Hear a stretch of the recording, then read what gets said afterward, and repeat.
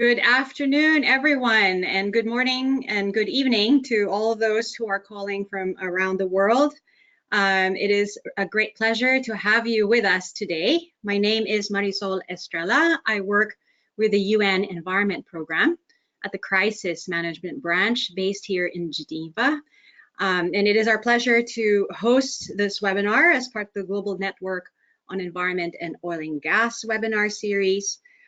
Today's webinar, we will be focusing on upstream oil and gas operations in environmentally sensitive areas. And I hope the discussion will give an overview of some of the key issues and potential impacts that are associated with oil and gas operations in and around environmentally sensitive environments. So, and hopefully we can also touch on some of these best practices coming from international organizations as well as industry on how to reduce some of these adverse impacts. You know, I've already mentioned a number of concepts in that introduction for the webinar, and I hope we will go deeper into these discussions with our speakers. So it is really my pleasure to introduce our speakers today. We are hosting this event in collaboration with UNEP World Conservation Monitoring Center. And it is my pleasure to welcome Mr. Matt Jones, who heads the Business and Biodiversity Program of UNEP WCMC based in Cambridge. This program helps and supports businesses to take well-informed decisions which impact on biodiversity and ecosystem services. He has also led the Proteus Partnership in collaboration designed to support extractive industry companies in understanding and mitigating the impact on biodiversity. Our other speaker is also a very longtime partner of ours, Mr. Isaac Nduju, who is the head of Oil and Gas Department at the National Environmental Management Authority in the government of Uganda. And he is currently, I think, in Hoima in an oil and gas field somewhere in Uganda. Isaac is the principal environment inspector and head of the Oil and Gas Department at the National Environmental Management Authority, and he has overseen the growth of environmental regulatory frameworks in Uganda since 2008, when oil and gas exploration really took off, and now is overseeing the transition of Uganda's oil and gas sector towards the development and production phase. So they are at a very critical junction, and Isaac is here to also provide those perspectives. Last but not least, I also want to introduce one of my team colleagues who is very important because she has allowed all of us to be here today. So Ms. Chidima Zikoria, who is also based here with me in the office in Geneva. Before we start, I just wanted to say, but some of you may be wondering why UN Environment Program is involved in the oil and gas sector. And of course, you know, while the long-term goal of UNEP is to reduce our reliance on fossil fuels and fight climate change, we also recognize that oil and gas will remain part of our global energy mix in the foreseeable future. So therefore, our work of UNEP in this sector is to ensure that oil and gas are produced in an environmentally and socially responsible manner and do not impact on local communities. So in this regard, we are collaborating with the government of Norway's Oil for Development program, which works in 14 countries in Africa, Asia, and Latin America, where we are providing capacity building and technical assistance on environmental management best practices in the oil and gas exploration and production phase. So this just gives you a little bit of background of why we are involved in this type of discussions. And our aim is really to disseminate as much best practice knowledge out there and hear from you about your ideas of how we can do this work better. So with that, I think we can go ahead and start with our first speaker. Matt, I don't know, are you ready with your presentation? So before, what we will do is I will have our two speakers present. You are, those who are online, all 276 of you, welcome. If you can post your questions on the message board. We will look at them and take and select a number of them. So we will have the presentations first, and then we will have a question and answer discussion at the end, if that's all right. So Matt, you may go ahead, please. Thank you very much, Marisol, and thank you everybody for joining us today. So what I'd like to talk through is a little bit about oil and gas operations in environmentally sensitive areas. So I'll go over a bit of brief introduction and context, tell you a little bit about who we are.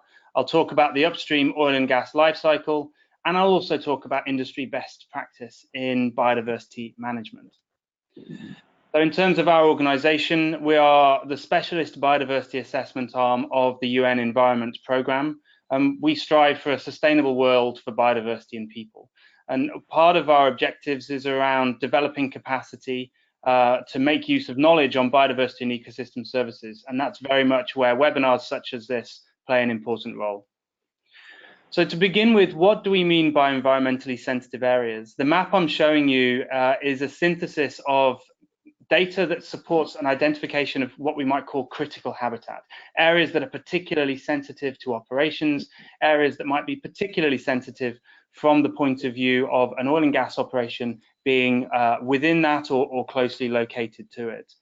But how can we break that down slightly? How might we define that? There is no single definition of a sensitive area for biodiversity, but four of the things we could consider are protected areas, are areas for particular species, are certain habitats, or are key biodiversity areas. And the four maps that I'm showing now on screen illustrate each of those four issues. In terms of key biodiversity areas, this is one of the more consensus-based ways that we can identify sensitive locations from the point of view specifically of biodiversity. These are sites contributing significantly to the global persistence of biodiversity. They're identified based on a global standard agreed by the International Union for Conservation of Nature. And they identify based on 5 criteria, some of which have sub-criteria, which focus in on where biodiversity is particularly threatened from a species or ecosystem point of view, look at geographically restricted biodiversity, so where might certain biodiversity be found only in a certain location or only at a certain time within its life cycle. Start to look at ecological integrity, important biological processes, so areas that, for example, are important in times of stress, or areas which might be important for species under a climate change scenario. And we can also supplement this by analysis that is quantitative, which looks at global data to see which areas are particularly irreplaceable. And there are approximately 16,000 of these locations identified around the world. And as the standard was agreed in late 2016, we would expect to see more of these areas identified in the future. So how now do we think a little bit about the upstream oil and gas life cycle and what that means in the context of sensitive areas? Well, there are different ways of defining this, and I've given you a broad schematic here which outlines 4 of the basic phases: exploration and appraisal, the development phase, the production phase, and the decommissioning phase. Now, these obviously vary enormously from project to project. Exploration and appraisal might take around about 10 years. This is when areas that are suitable for production are identified and would often involve seismic surveys and some exploration drilling. So there are some activities taking place on ground during this phase. The development phase or the construction phase is the point at which once an economically viable resource has been identified, it would then be developed and brought to the point of being possible to produce oil and gas from a field. This would take anywhere between 4 and 10 years, possibly slightly longer. And this is where infrastructure is put in place to support full production. It's important to note that because this is the construction phase, a significant amount of impact would occur during this relatively tight time window. Then we move on to the production phase. And at the production point, this could be anything from 20 to 50 years, depending on the level of resource that's found and depending on the techniques used to extract oil and gas. And this, as it sounds, is the point at which oil and gas is actually extracted from a field. And while the impact here would be falling down to a slightly lower level than during construction, it's important to note that given the duration of this period of time, these are still significant impacts. And then finally, we move on to decommissioning. This could be short or long, anything from 2 to approximately 10 years. And here is where we'd expect an operator or a project proponent to be talking about returning a site to its original state. And that might be based on the regulations of the day, certain standards, or based on the original agreements when the project was actually given the go-ahead. And we can see how the different impacts on environmentally sensitive areas might vary across these different phases. In terms of how the industry would be expected to manage biodiversity through this, again, a number of different approaches would be adopted.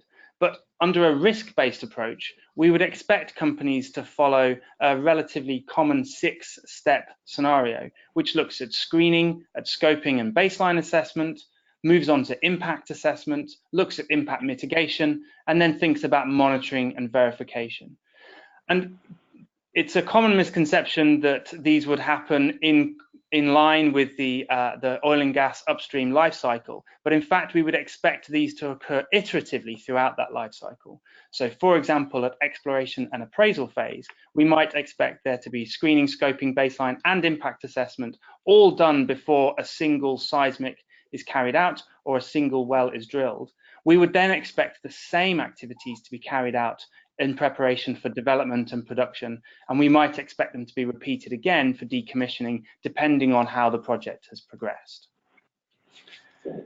Now, a key technique and a key process used by the oil and gas sector when it comes to avoiding their impacts and mitigating their impacts on biodiversity, on environmentally sensitive areas, is the mitigation hierarchy. And it's worth spending a little time going over this particular approach. The mitigation hierarchy is 4 steps. First, avoid, so actually anticipating and preventing impacts from happening in the first place. Then we would expect minimization, so that will reduce the duration, the intensity, the significance, or the extent of impacts that cannot be avoided. Then we would expect there to be restoration of impacts once they've taken place. And then, and only then, if there are impacts which cannot be addressed, might we expect a company to look at compensation measures through offsets to achieve a no net loss or a net gain to biodiversity. And just to lay that out slightly differently, if we're thinking about a predicted impact of a project, so without any sort of mitigation taking place, that predicted impact we should be able to quantify. And then the first step would be to say, okay, how much of that impact can we avoid altogether? How much of that impact can we prevent from happening in the first place? Once all of those measures have taken place, and once a project has been redesigned to allow for that, we might expect minimization measures to be identified and implemented. These minimization measures would again reduce the overall impact that would actually be felt by the project. Then we would expect to restore, and we would restore during the course of the lifetime of a project, not just once it is completed, again to try and reduce the residual impact on biodiversity felt by the project over time. And at that point, it's possible to consider an offset. And an offset, as you'll see from the illustration, would be expected to be larger than the residual impact. That accounts for some of the uncertainty and some of the lack of ability to be guaranteed and confident that the outcomes of an offset will be successful, such that we can assure that a net gain to biodiversity is actually achieved. So you can see how the logical steps of this mitigation hierarchy can be put in place to significantly reduce the impact on biodiversity from a project, and actually to achieve perhaps a net gain for biodiversity as a result. And again, these aren't things that happen one after another through a project and would happen with offsets only at the very end or restoration only at the very end. We would expect this to be implemented sequentially through the project lifecycle. So starting from exploration and appraisal, the first question should be, should this project go ahead at all? Should the project be avoided? Are the impacts and the risks so great and so significant that actually a project should not move forwards in the slightest? And once that's been considered, it's possible to avoid both areas, to think about minimization measures, to begin restoration of those early impacts very, very early on, and actually to start thinking about an offset quite early on in the life cycle of a project. So how would that be applied through the biodiversity management approach of the private sector that I described earlier? Well, the first stage of that biodiversity management approach was screening. Now, from a regulator point of view, screening is usually describes the process by which we determine if an ESIA, an environmental social impact assessment, is required, and if so, to what level. But typically, for any oil and gas project, we would expect an ESIA to be required. From a company point of view, screening tends to refer to identifying the big risks and impacts of a project and trying to use those to say which projects shouldn't go ahead, which are too risky, which areas within a project might we want to avoid altogether.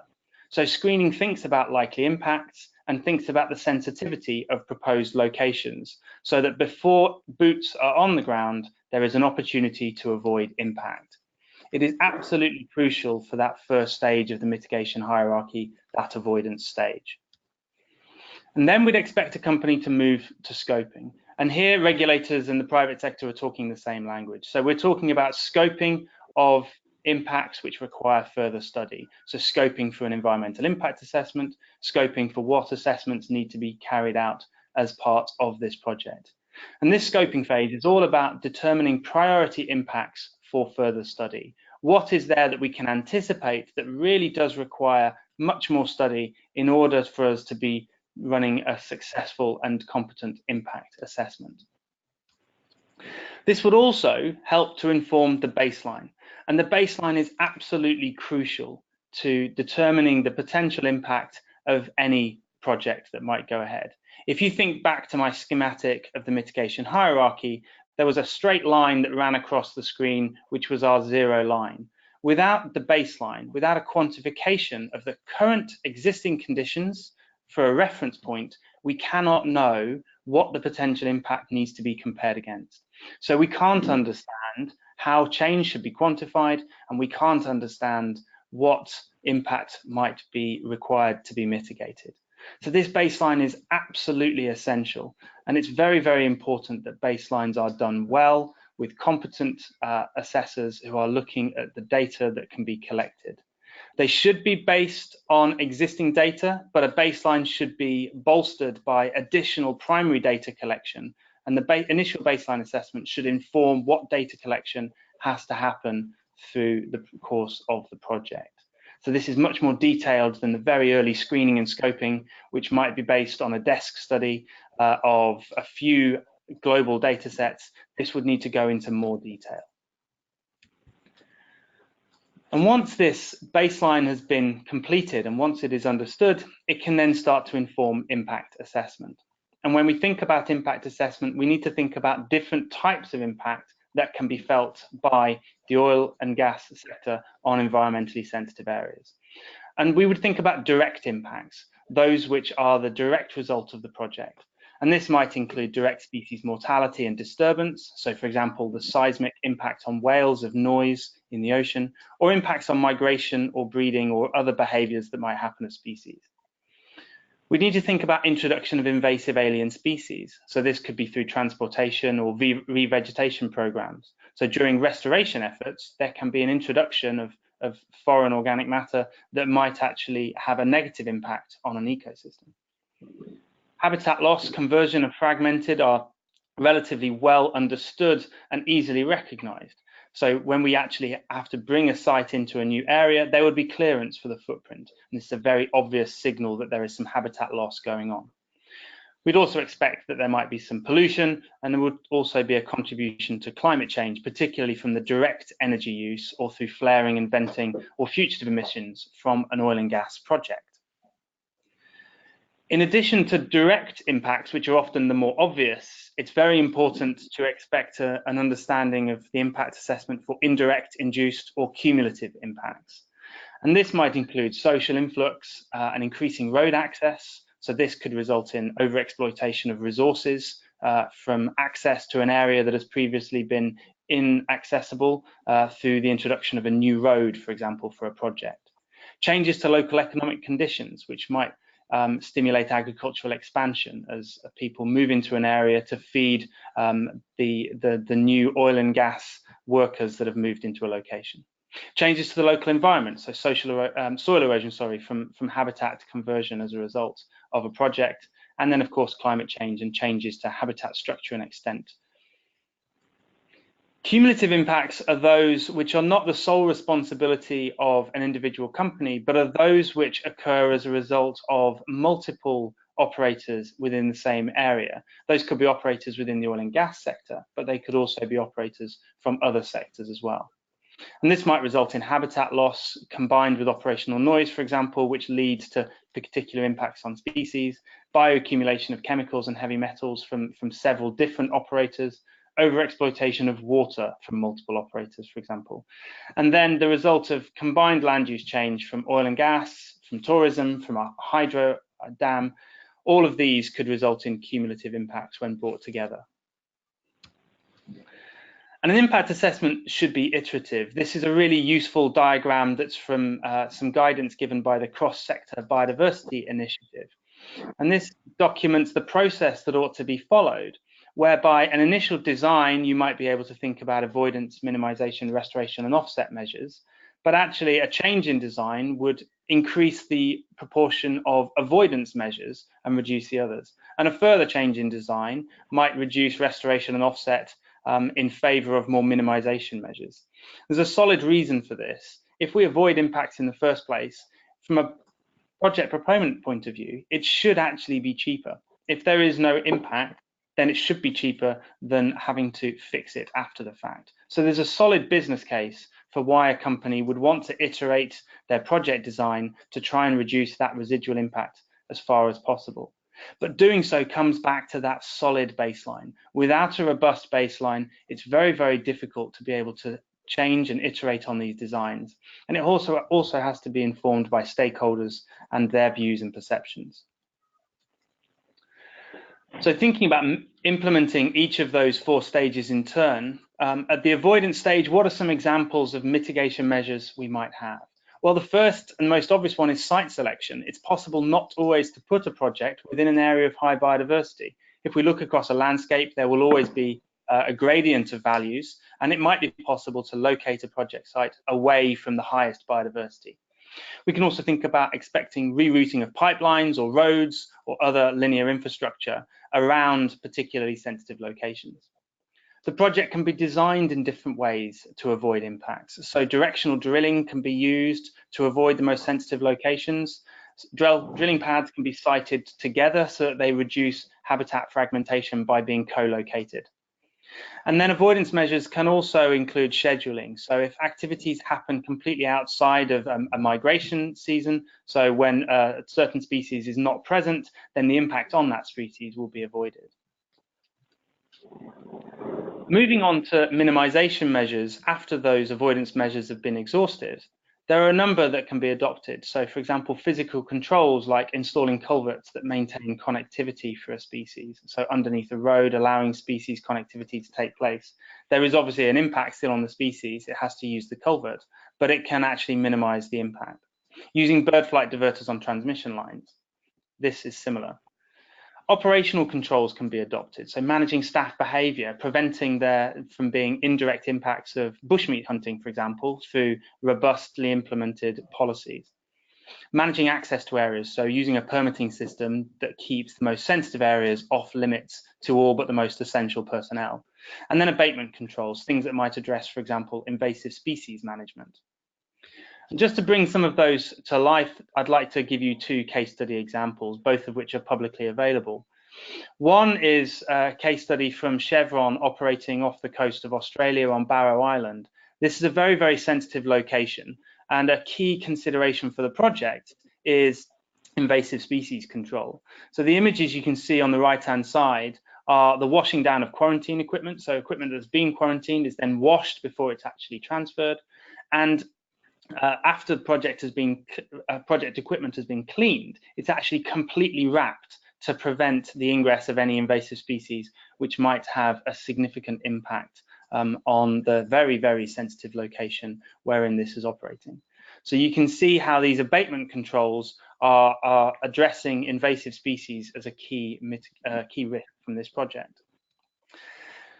Another example would be some roadless development. This is operated by a subsidiary of Eni in Ecuador. Here, in a very sensitive and remote location, the drill pad has been designed to be very small to reduce its footprint. So some impacts have been avoided, but impacts have otherwise been minimized. And they've been done so that this is a roadless development. It's accessible by helicopter only. And obviously, this has its own knock-on implications. But by being accessible by helicopter, this particularly sensitive area of forest is not been opened up for agricultural expansion or illegal logging, for example. They've also designed the right-of-way around flow lines to make them narrower than usual, so that there's a significantly lower impact on the fragmentation of the habitat. So these minimization measures, as you can see, are all ways in which a project can think slightly beyond the standard approach and be more appropriate to the location within which they're operating. Once those avoidance and minimization measures are dealt with, it's possible to move to restoration. And as I said, this is something that should happen from the outset of a project. As soon as an impact is felt, it may be possible to begin restoring. This doesn't have to happen at the very end. So the advantages of restoration is that it's often very visible and evident. It can be quite clear that restoration is taking place. Once a right-of-way has been cut, if it's possible then to restore elements of that right-of-way, that should be quite clear. It's actually possible to use, to stimulate the local economy and create local jobs from restoration efforts by actually involving local communities in these efforts. And it can be important from a company point of view in terms of satisfying permits that they have and generating local support. Restoration should also be less complicated and less risky than an offset, and that's another significant advantage. Some considerations that need to be taken into account of is it's scientifically uncertain. It's not always clear whether or not restoration will work within a certain ecosystem, and that has to be taken into account. Some features may not be possible to restore. If we take an old growth forest, for example, that has been there for several hundreds of years, a restoration effort around a few new tree planting is not going to be successful. It really does require some quite detailed understanding of the location, and that might mean expert consultation. And finally, we would expect a company expecting to achieve a no net loss to biodiversity or a net gain to biodiversity to think about an offset. And there are two broad types described on the right-hand side. The first is a restoration offset. This would remediate past damage, not that which was related to a project, past damage caused by somebody else, or a protection offset. This would look at protecting biodiversity that's similar or equivalent in another area, which is otherwise under threat. Again, it can't be under threat from the project to qualify as an offset. And some key components of a successful offset has to be recognition of their limits. What is and is not possible? It has to be equivalent. We can't offset an impact on an elephant by thinking about a project that looks at sea turtles. The outcomes really has to be the focus of an offset, and it has to be addressing a positive outcome. It must include stakeholder engagement. Offsets affect communities, and this has to be taken into account. They really do have to be additional. It can't be something that was going to happen anyway. It has to be demonstrable that there is an additionality to the offset. And they really must also have longevity to them. They have to last at least as long as the impact being felt by the project, and ideally longer. So the final stage after this impact mitigation would be to move on to monitoring for a company. And why is this? Why is this important? Well, it's a continuous and frequent standardized measurement and observation of the environment, and it should be used for warning, but it should also be used for control. And typically companies will follow a plan, do, check, act operation to ensure that they have continuous improvement, and to use monitoring to make sure that their measures are being successful. So without good monitoring, we don't know if mitigation measures are a success. And so we then can't adjust and adapt accordingly. And that's really what monitoring should be supporting. And it should also be supporting accountability and transparency, and it should be supporting the monitoring of a project by a regulator as well as by a company and by anything else. So the key messages that I hope you'll take from this are that upstream oil and gas life cycle, these stages do present a number of risks to biodiversity and ecosystem services, and those risks do vary across this life cycle. The management approach by industry should begin with avoiding impacts before then moving on to studying and managing so that we reduce impacts. And it's very, very important that the effectiveness of interventions, that monitoring stage, is done well. The mitigation hierarchy is a best practice tool to limit negative impacts, and it should be used not just at the start or in the middle or at the end, but throughout a project. And it is iterative. It must follow the order of a preference in order to be used properly. The screening, scoping, and baseline assessments are really essential to inform impact assessment and management. Without those stages being done well, without that robust baseline, then we would not expect good management to take place over the course of a project. So I hope that this has been a helpful and useful introduction to some of the subject matter that we will discuss. At this point, I think I'd like to hand back to Marisol, and I think we'll take some questions a little bit later on. Much, Matt. That was very informative. I mean, this is generally a 4-day training course that we provide to countries, and he has managed to really summarize it in a 25-minute presentation. So thank you so much, Matt. We'll touch on some of these really important principles and some of these messages as we move forward. But I wanted to invite now our next speaker, Isaac, who is from the government of Uganda, and he heads the oil and gas department at the National Environment Management Authority. So to give us a flavor of what these concepts that Matt was talking about, what it could mean and what it has meant, you know, on the ground in operations in a particular country. So with that, Isaac, may I invite you to start your presentation? Thank you, Marisol. And let me upload briefly.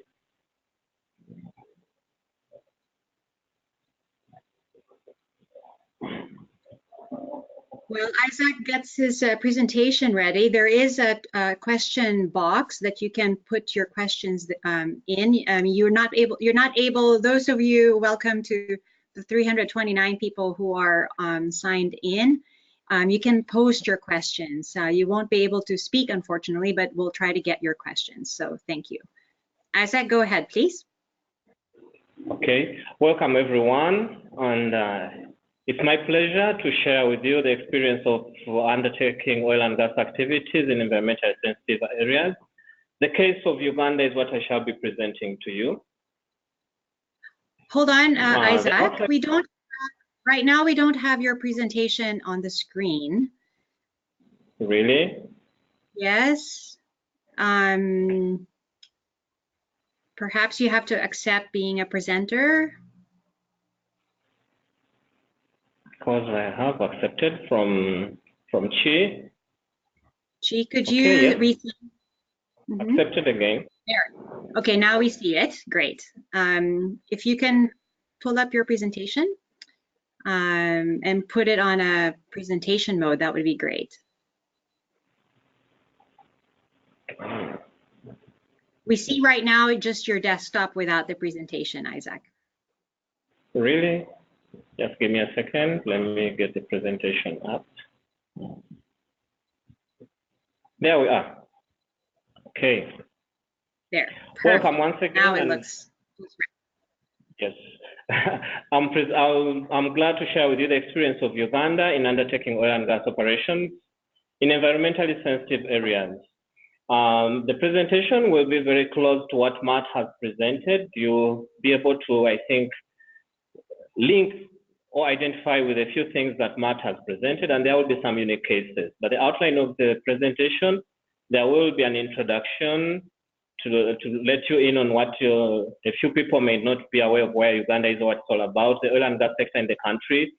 I will delve into the environmental impacts, close to what Matt has discussed, environmental impacts of the oil and gas activities in environmentally sensitive areas, impact mitigation and sensitivity considerations, give a few illustrations from the projects that are ongoing in Uganda, and then some challenges.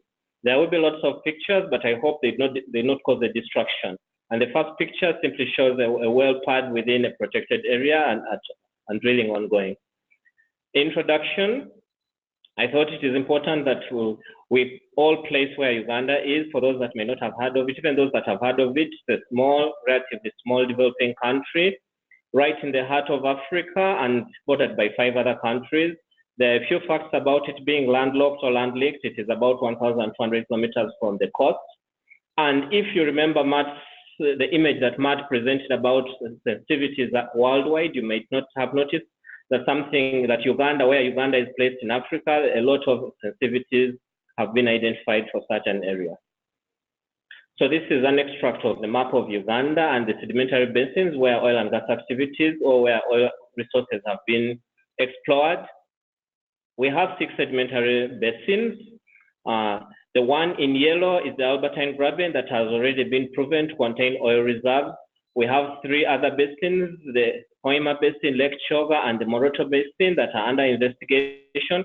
The other 2 basins around Lake Victoria are simply not prospective geologically and hence have been dropped. But we shall mainly focus on this area, which is in yellow at the western border of the country, and it's what we call the Albertine Graben. And this place is, as we will see going forward, is that there are lots of national parks, wildlife reserves. National parks and wildlife reserves are essentially sanctuaries where you find a lot of wildlife and species that are very unique and so rich in biodiversity in that region. You have wetlands. Some of the wetlands are wetlands of international importance. Rivers and lakes, these are water bodies that are shared internationally, most of them. You have Lake Albert that's shared with the Democratic Republic of Congo. We also have the River Nile traverses part of this segment as it embarks on its journey to Egypt. As I mentioned, the biodiversity hotspot. From the images that you see, all those images were taken from the Albertine Graben. And we also have communities living there that, with a lot of cultural and historical attachments to them. And the major economic activities are mainly, subsistence fishing, cattle keeping, and bits of farming. But owing to the presence of a lot of animals and a lot of wildlife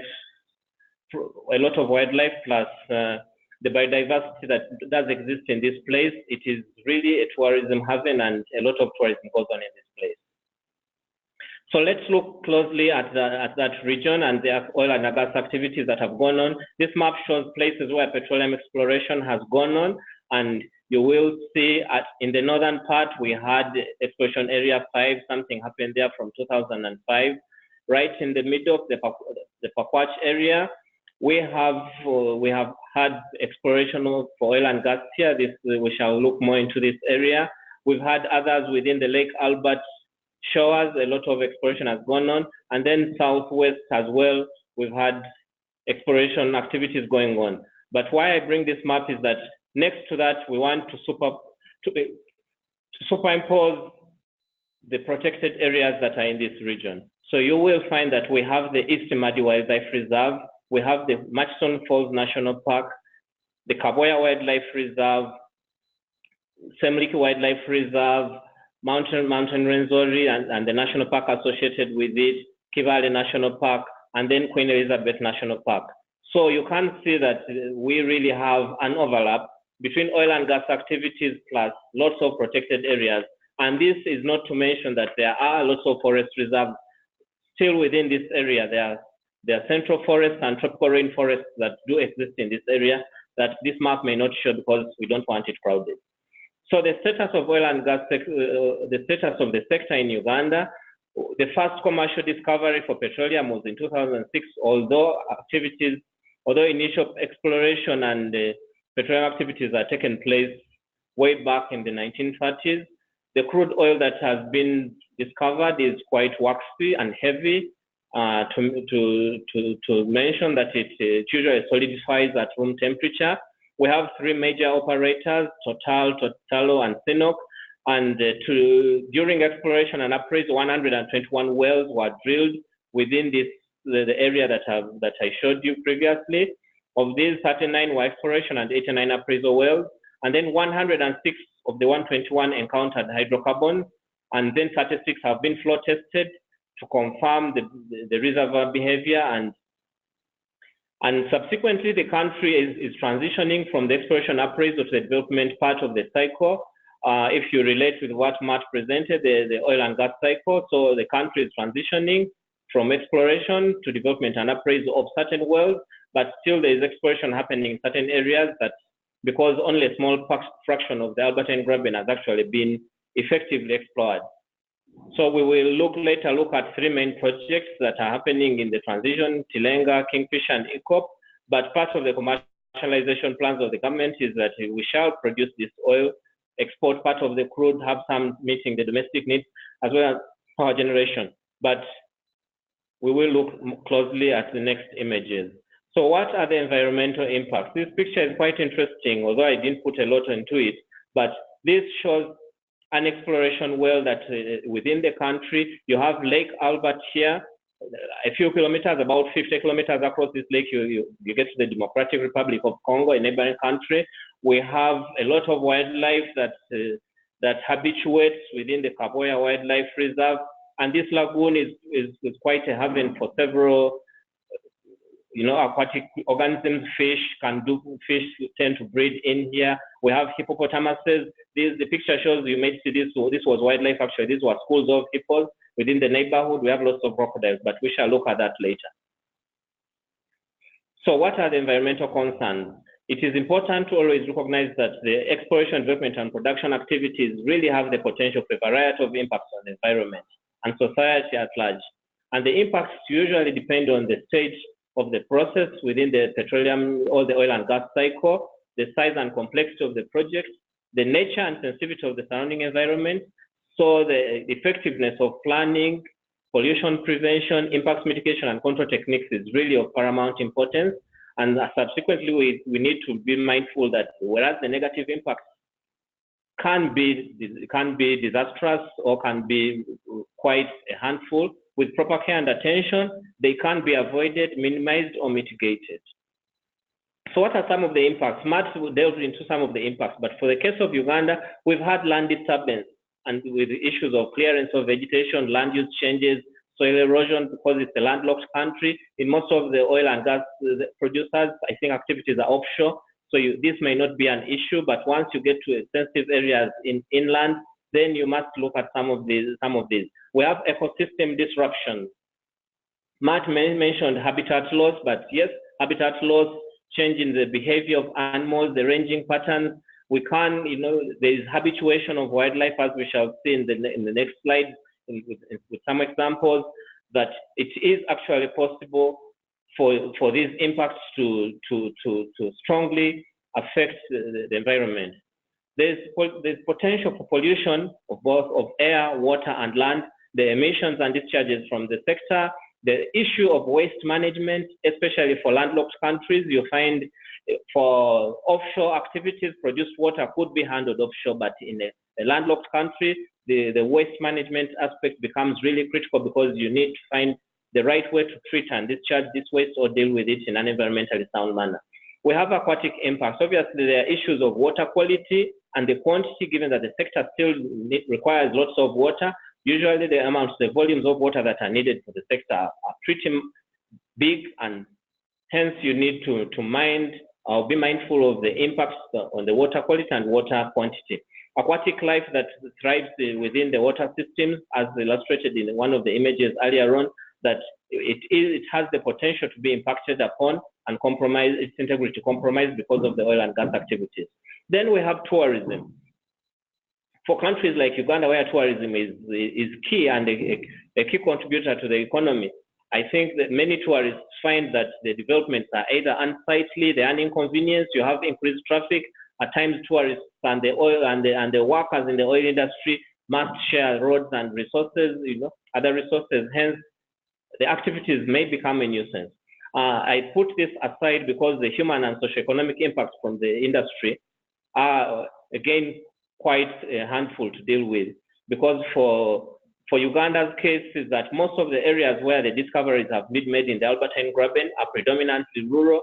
The economy, as mentioned earlier, it is subsistence fishing and farming. So it's characterized with low standards of living. The oil and gas activity has actually caused an influx in developments and people in these largely unplanned areas. This image here simply shows it was taken in 2010, and if someone showed you the picture of this place today, you will be amazed at how fast it has changed. But we have for the social impact, changes in land use. Previously, people are doing cattle keeping, fishing, but we have oil and gas activities that are ideally taking over part of this land for, we have impacts on the economy. Planning challenges are quite something to deal with. The stress on available resources, in case you have to, this place is bordered with a heavy escarpment from the East African Rift Valley on one side, and then the other side there's the lake. So everything has to happen in here, that the community, the oil and gas sector are all competing for the same resources, the same water, same roads. It becomes quite a handful. We have social-cultural disruptions. These places, as mentioned, are either too relatively, undeveloped and serene, but the ingress of several expatriates and the oil and gas, the staff or personnel working in the oil and gas sector can easily cause social disruption. Example is inflation, whereas the community within these areas could be comfortable living on $1 a day. When you have the oil and gas sector and the workers in the sector who have lots of dollars at their disposal, it can cause a big problem in this area. But what are some of the interventions that have been put in place? One of the issues is upon discovery of oil and gas in Uganda, we discovered, or it was important, that a strategic environment assessment is undertaken for the entire region, the Graben all the way, the entire border from the north to the south. A strategic environment assessment was undertaken, and I'll discuss that on the next slide.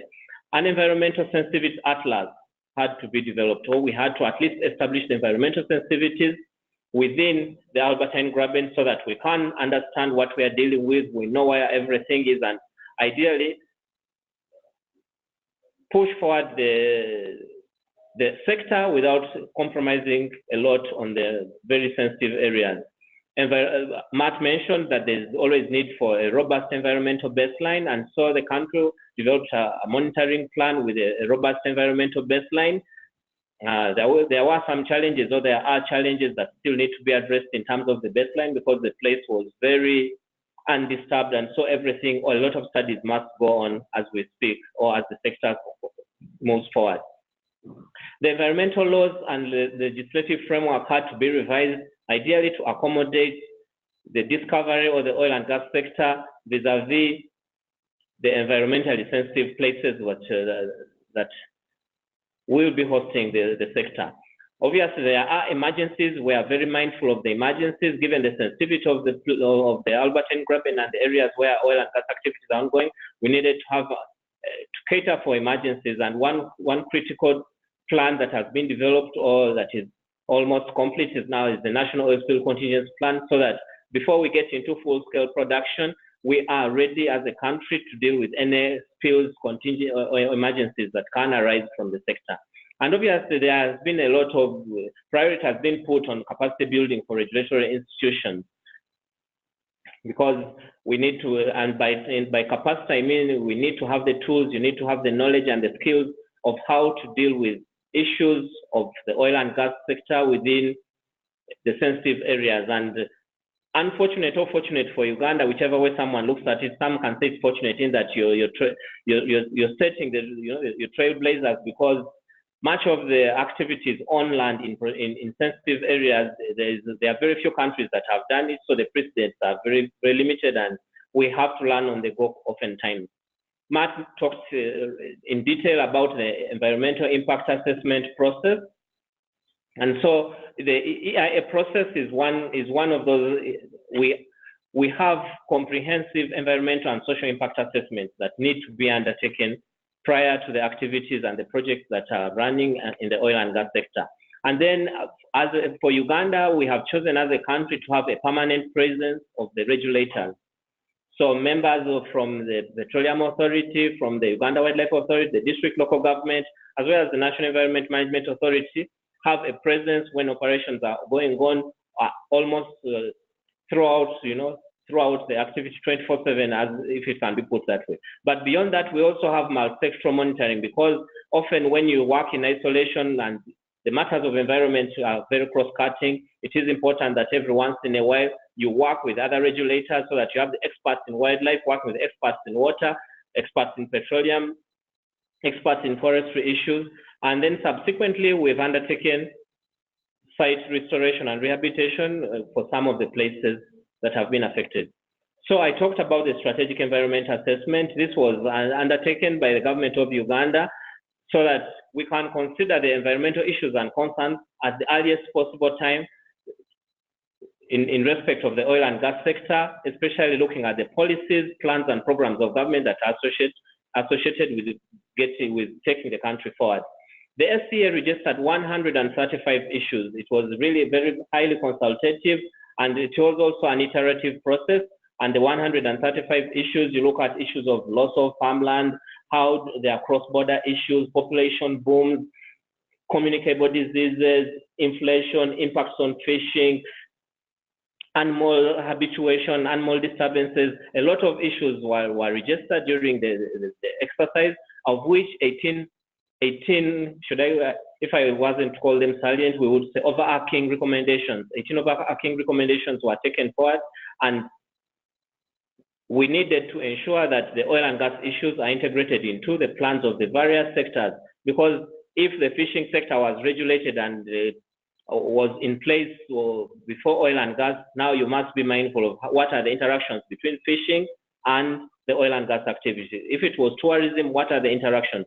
So we had to integrate and streamline the oil and gas activities with the various sectors. And the SEA, Strategic Environment Assessment, was discussed all the way to cabinet to get cabinet input or cabinet buy-in, because we know we have had some lessons from other places that you need to have the political buy-in so that you can have it at national level and everybody is moving in the same direction in taking forward the sector. Some of the practical interventions that we talk about, issues of the visual impact. I've mentioned earlier that the oil and gas activities on land can at times be quite unsightly or irritating for that matter. And so we needed to find innovative approaches to coexistence. And you will see in some of these images that we have, there's been an attempt, or it has been done, to camouflage installation, so that from a distance, really this blend, there's an attempt to ensure that the facilities do blend with the natural environment. What you see, this gentleman here, there's a Christmas tree after petroleum operations. The Christmas tree is right in here, and this has been designed in such a way that the animals can easily move along it, and as well, and the tourists may not be disturbed. So from a distance, it looks like a small little mold, but this is the other side of it. In there, the petroleum, the personnel working for the petroleum sector can always come in and look at the equipment and do the monitoring and look at how the facilities are, the state of facilities. This shows site rehabilitation and restoration. During exploration drilling, this is what this site had everything here. A few months after petroleum exploration, all that equipment was removed, and this is the same location. You can see that tree is very unique. And this was during the dry season when everything was removed, and the Christmas tree is here before construction of the little mole hill to disguise it. Down here is the same location taken from a distance a few months after when it had started raining. You can see the road is still in place, but the little tree is here, and this was the access road. Several months, I think after 12 months, this team actually really struggled to identify where that facility was, because it had recovered, it had blended well with the environment, and there was no road, but at least it can be done and calls for a lot of work. What are some of the sensitivity considerations? This image simply shows that you have petroleum activities with wildlife. These are warthogs, elephant, an elephant with its baby, plus other birds within the neighborhood. And so the government was or is aware of the need to protect human health and the environment with respect to oil and gas activities within the Albertine Graben. So we are mindful that the petroleum operations can have an impact on to both land and the water bodies, including societies and communities. The scale of activities during the exploration, development, and production requires the establishment and implementation of really robust safeguards with hindsight of the environmental sensitivities. Prompt and effective action is quite important to mitigate the harm resulting from activities. Oftentimes, impact assessment has issues of prediction, but what you predict may not work out. So you need to be proactive and be dynamic enough to deal with matters that emerge out of what had been anticipated. And then again, it is important to have up-to-date information, because a lot of studies really need to be undertaken and needed to be undertaken for the case of Uganda because of the hitherto undisturbed and very serene environment where the oil and gas activities are taking place. In terms of sensitivity, the country worked to have an environmental sensitivity atlas of the Albertine Graben. And once again, as mentioned, this Albertine Graben has some very, very sensitive places. The sensitivity atlas has informed the government in places where we do not intend to go. For instance, down southwest where we find the mountain gorilla, Matt talked about avoidance. This place has been avoided and there are no petroleum activities happening within the places that have the endangered species. But beyond the sensitivity atlas for the entire Graben, we have gone ahead as a country to have very site-specific sensitivity atlases. For instance, the Murchison Falls National Park that we shall be looking at later, there are lots of petroleum activities, so we have a sensitivity atlas that goes down strictly focusing on the Murchison Falls National Park. We also have a sensitivity atlas that is a subset of the Albertine Graben Atlas, focusing on the Queen Elizabeth National Park that hosts some petroleum activities as well. This sensitivity atlas has also been very useful in terms of developing the Albertine Graben, the environment monitoring plan, because it is of essence that we do monitoring. Now, allow me to take you quickly through some of the projects that have been ideally two of the projects. We talked about Murchison Falls National Park. This is Murchison Falls National Park, and we have the Tilenga project because we have very big petroleum reserves that have been discovered in this area. And because it's the protected area, it is very sensitive, lots of endemic species. Some of them are really unique to the park, and others are endangered, like the shoebill. We also have wetlands of international importance. Ramsar sites are in here in the national park. So how do we deal with harnessing the petroleum resources in this place without compromising on the environment or while safeguarding environment? Then we shall have the second project we shall look at is the Kingfisher project that is down here southwest of Lake Albert. So the Tilenga project is named Tilenga because this the antelope, the Uganda kob, in the local languages it's called Tilo Engavi, and so the project is called Tilenga. And that's why I put this, because it is one of the animals that you will never miss to see out once you get to Murchison Falls National Park. But the project area of influence stretches well beyond the national park, because this is Tilenga project.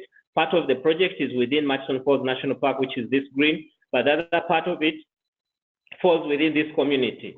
And so this area here, which is white, this is community land, but when you look at this community, one of the things you need to be mindful of is that to their right or to the north, there's no land for expansion because this is a protected area and there's a lot of wildlife. To this side, they cannot move because there's Lake Albert. On the other side, there is a wildlife reserve. So the community that lives down here has been encircled with this project. We also have forest reserves. I mentioned earlier on that we couldn't bring the forest reserves on the first map, but the area of influence of Murchison Falls National Park extends well beyond the park itself. So this shows there will be production facilities developed up. There are some new roads that were proposed. Some of them have been dropped because the environmental sensitivities and impacts of these roads have been found to be untenable. Then we have a lot of petroleum activities and facilities that will be put within the community. That notwithstanding, you will notice that we have a Ramsar site. This is a wetland of international importance. A lot of birds, and including migratory birds during winter, several birds moved down south to simply take refuge or habituate this area. And so to produce the petroleum resources from the north, we will have to cross the Ramsar at some point. And simply to emphasize what Matt stated, that there are some places to be avoided. It has been mentioned that the Ramsar has to be avoided, so we will have horizontal directional drilling instead, while to ensure that petroleum resources do cross the Ramsar to the central processing facilities that are south of the Nile. We do not want these facilities put in the national park, so the crude has to be transported or transferred down to the south towards the community where the industrial establishments will be put. And so the Ramsar has the petroleum production facilities right at the extreme end next to the boundary, both north and south, but at least we have tried to avoid this place. And so there will be horizontal directional drilling and everything taken out of the Ramsar. For the Kingfisher oil project plus the supporting infrastructure, what has happened?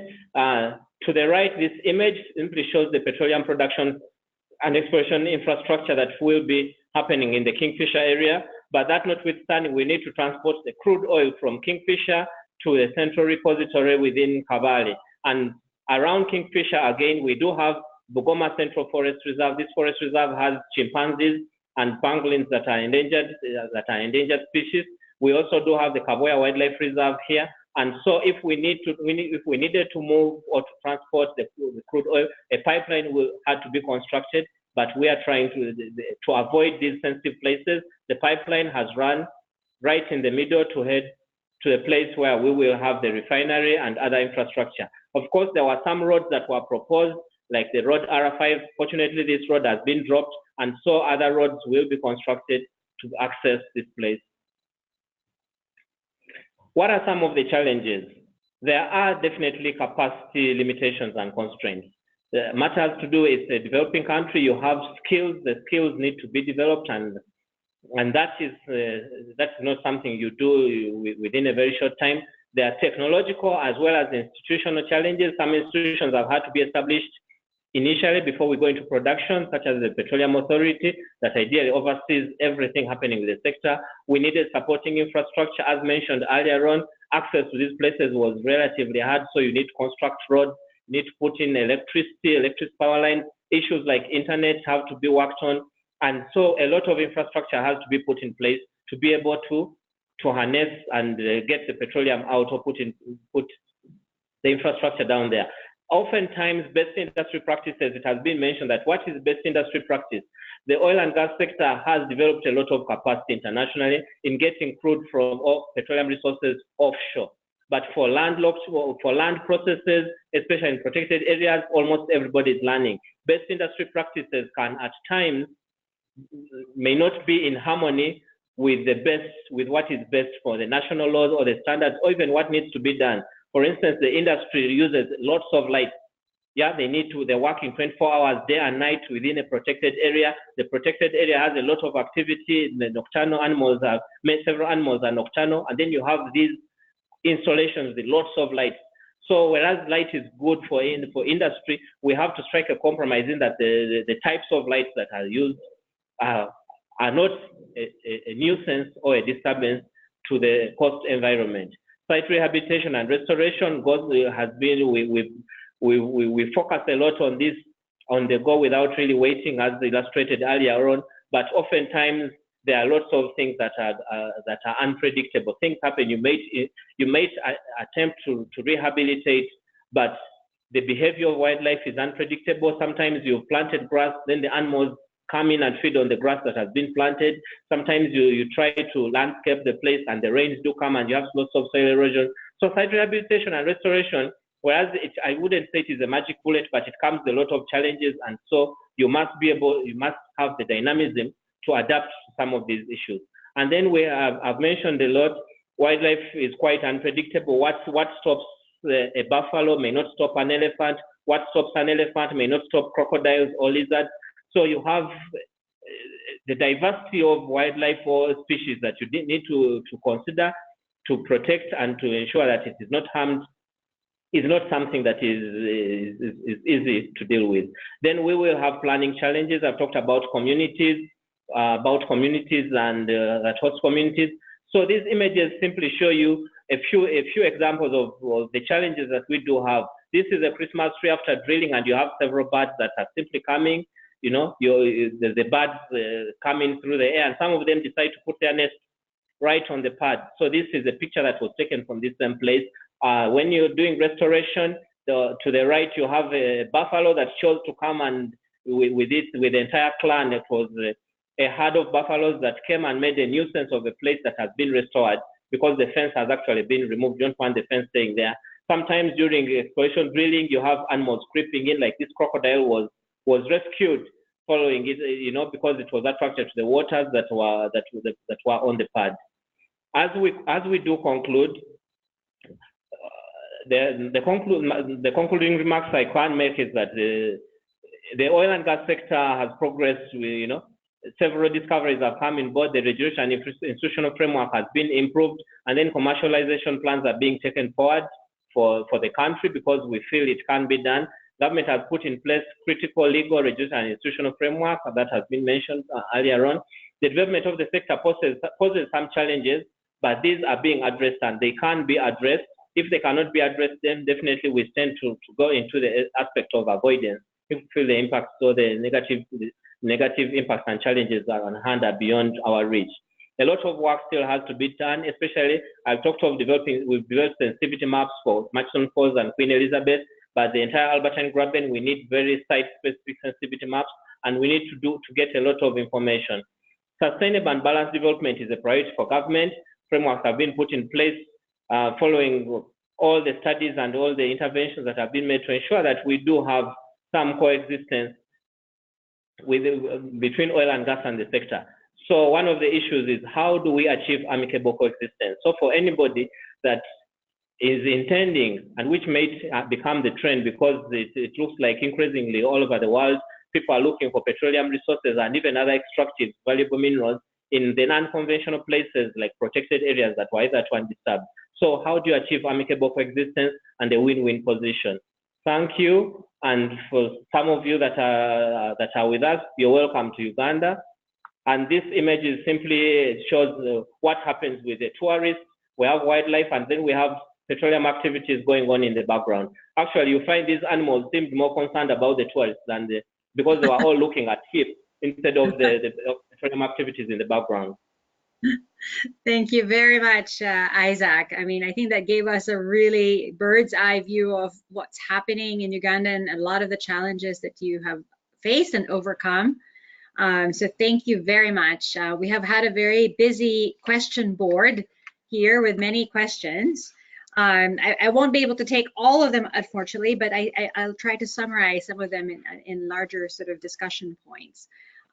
So maybe I'll start with Matt. You know, you introduced for us this concept of the mitigation hierarchy and how important it is as a tool in order to really be able to take into account biodiversity considerations and environmental sensitivities in an area. How widespread of a practice is it really that to use the mitigation hierarchy in your opinion, in your experience, working with the industry? Thanks, Marisol. So certainly all of the companies that we engage with, they adopt the mitigation hierarchy. And one of the things that is really pushing that is IPECA, which is the Oil and Gas Trade Association for Environmental and Social Issues. They, together with the financial sector and the mining sector, are part of this cross-sector biodiversity initiative that I mentioned.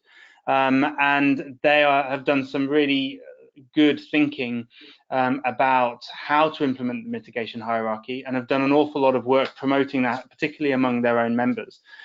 Given the scale of IPECA's membership, it's something in the region of 40-ish to 50-ish companies, including all the biggest named companies that you or I have ever heard of. That does mean that this approach should be widespread. And certainly my experience when it comes to sensitive projects is that the mitigation hierarchy is absolutely something that is being followed.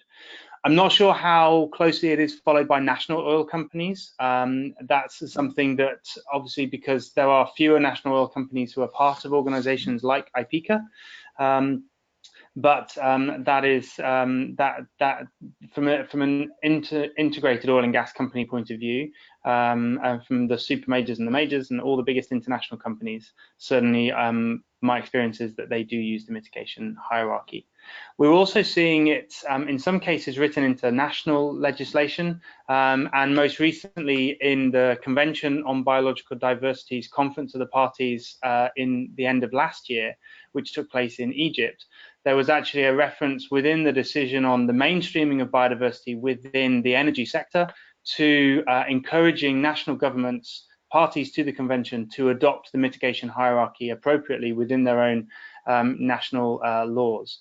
So I would expect also to see it increasing in use as a result of that, because as national legislation comes into line with company good practice, then we would see multiplication of that sort of approach being adopted. Yeah, I think that you saw that as an example from Uganda, Isaac, right? That you have developed a number of environmental regulations and laws already over the last 10 years to ensure some of these environmental considerations are taken into account.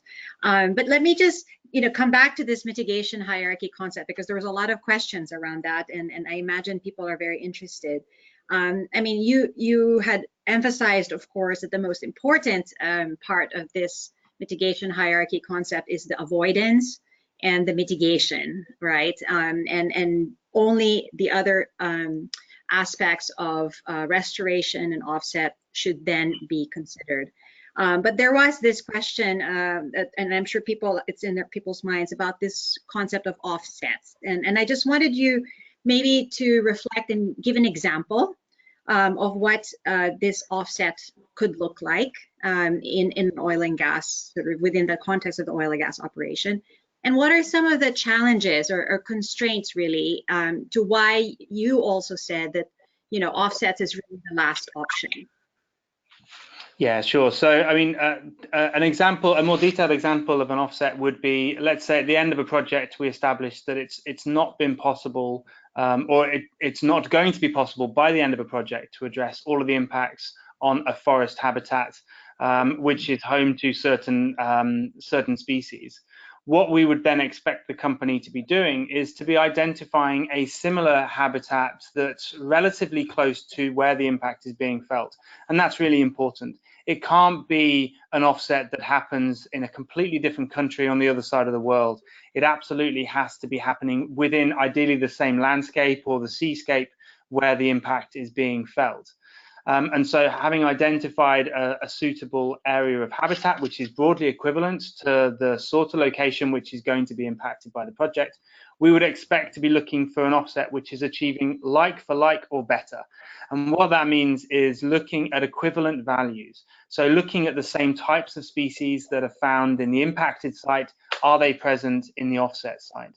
These are the sort of issues we'd expect a company to be looking through. So if we take the example in Uganda, perhaps Isaac could talk a little bit more about some of the species that are affected, particularly in some of those projects.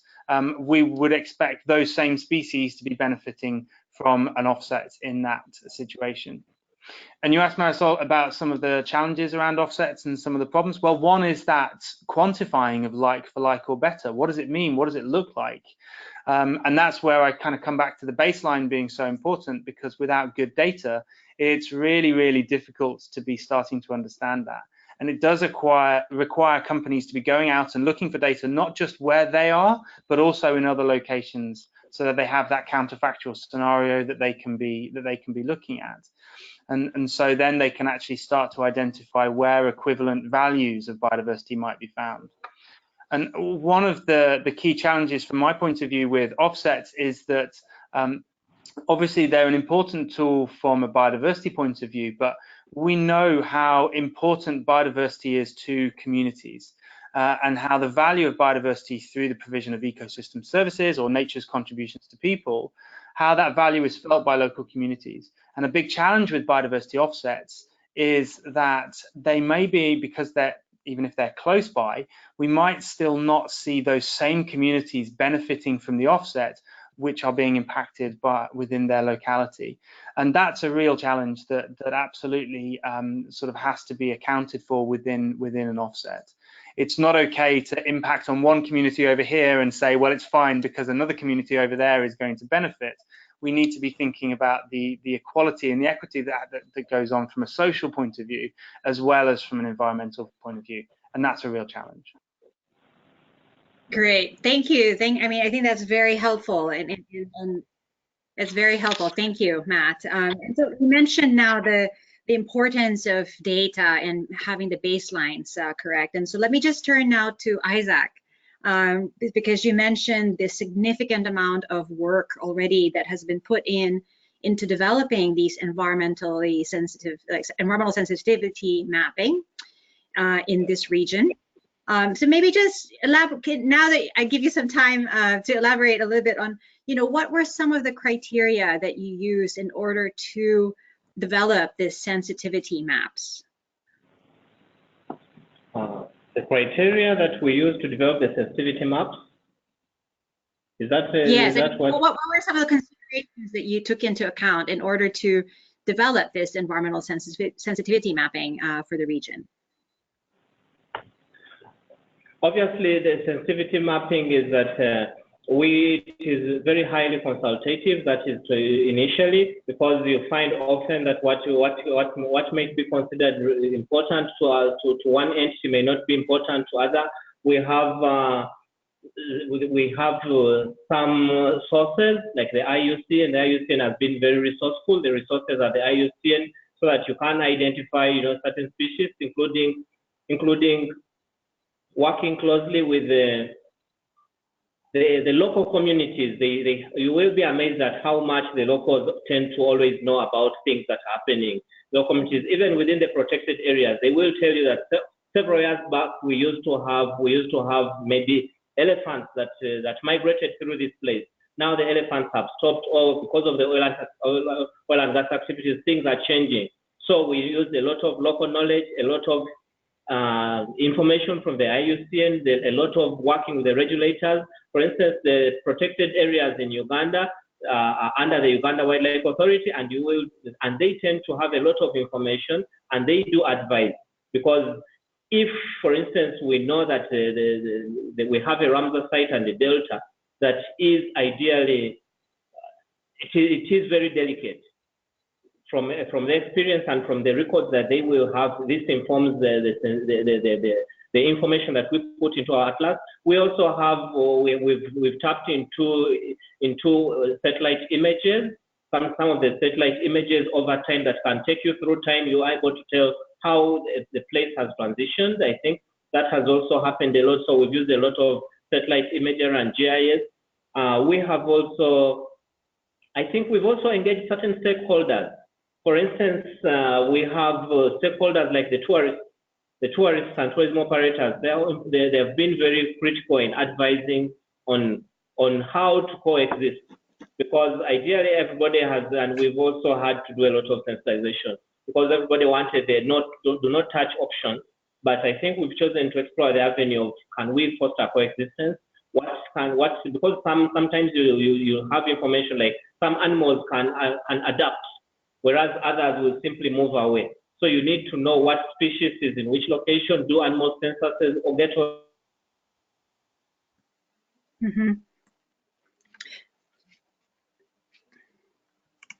I'm not. Chi, did we lose Isaac? Yeah, I think his okay. Connection is slow. While he comes back again with his connection, I think let me just touch on a few points that I think Isaac really brought out. And I think what's important, and this is something I think Matt also emphasized, that when we're looking at environmental sensitivities, it's more than just identifying where the national parks are, or what type of species are existing in one area, but is actually a much more complex analysis of areas in and around protected areas, areas that are not protected but are sensitive with respect to the types of habitats and services that they provide, not just to wildlife, but also to local communities.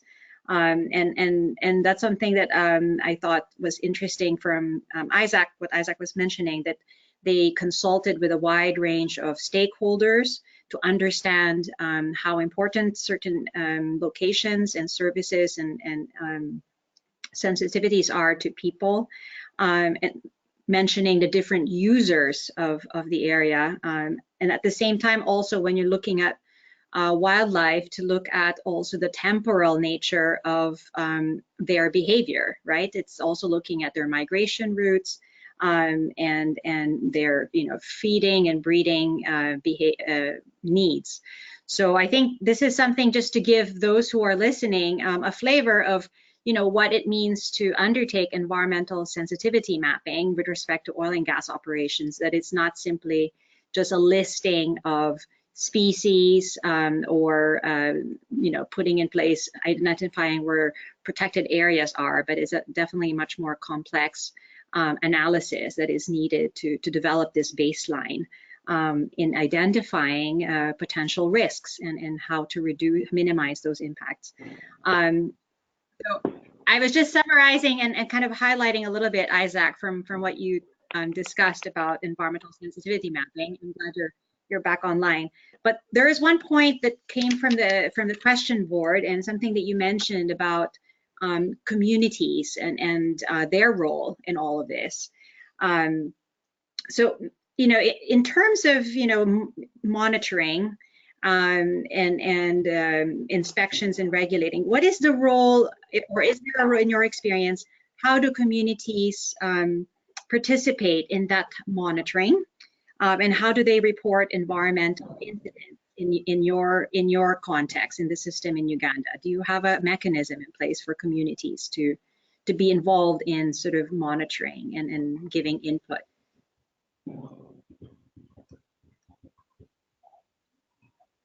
Isaac? Isaac, do you hear me? Matt, can you hear me? Yes, I can hear you, Marisol.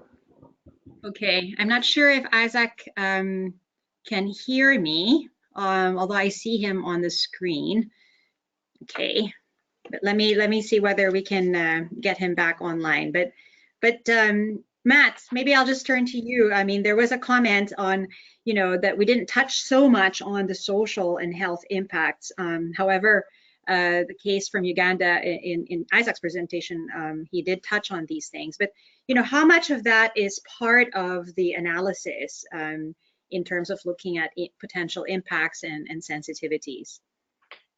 So how much of the health and social, yeah, so absolutely, this has to be a feature, and this is where the biodiversity and ecosystem services is a really important component. The focus today of what we were discussing was very much around the biodiversity side of things, those environmentally sensitive areas. And so considering the needs of a local community on that biodiversity is absolutely of paramount importance. And that's where some of the social information has to be included. There are times when actually biodiversity considerations and social considerations might be in conflict. And so it is challenging for a company to really think through and to consider all of the things in front of them. And that's where, as far as I'm concerned, good practice by a company is to make sure that their internal teams that are addressing these issues are working very well together. Certainly, this is something that I've seen improve over the last 10 or so years, but there have been times when sort of environmental social teams have been very far apart, both physically within buildings, sometimes within different parts of a company altogether. And it has meant that we've seen some slightly odd outcomes when it's come to biodiversity is considered in one way and the society is considered in another. Bringing those together and the umbrella of ecosystem services or nature's contributions to people is a really helpful way of doing that. So absolutely, an environmental, social, health impact assessment is really how we would expect these to be being handled. Mm-hmm. So let me tie back, Isaac. I don't know if you can hear me now. And yes, I hear you well, please. Yes, I hear you. So just tying back. Okay, good. Just to tie back, link with what Matt was talking about in terms of, looking at a holistic, picture of, not just biodiversity, but social health impacts as well. But you had picked up on what Uganda has done regarding the strategic environmental assessment that was undertaken for the region. I mean, how, in your view or experience, how did the SEA in the region help support avoidance and mitigation of some of these potential negative impacts? Thank you very much. How the SEA helped to support the avoidance in that, as I mentioned earlier, the SEA pointed out 135 issues. 135 issues, and taking through the iterative process of looking at all the issues, because initially with the SEA we made sure that we engaged and identified everything that can go either right or wrong with the sector in sensitive environments. And so once you have all the 135, you need to consider each of them very, quite objectively, and say, okay, we do have in the Albertine Graben, we have this place has mountain gorillas. We have the world population of gorillas, the biggest, whereas they could be around 300, 600 in the world, half of them are in Uganda. Is this a place that we would want to go to? Then that has, it helped to inform, including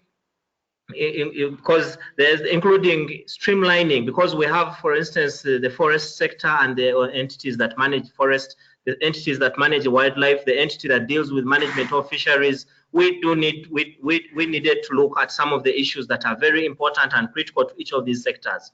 For instance, if we looked at the River Nile as an issue, the River Nile runs, it is not a resource that, or a river that only benefits Uganda, but once you put something wrong with River Nile, then you're compromising it all the way to Egypt, through Sudan and all the way to Egypt. And those are things that you look at as a country and say, is this something that we can't deal with? If we are really unable to deal with any impact to such a resource, then the best issue with the mitigation hierarchy is that this place needs to be avoided. And these issues also, the reason why we also had it at the highest political level that it needed to be adopted, because things needed to be appreciated all across the spectrum of society. Sometimes the politicians have very tough decisions to make, but if they are able to get this information and buy in and appreciate, then they will they will work with everybody to avoid doing certain things or to change the way.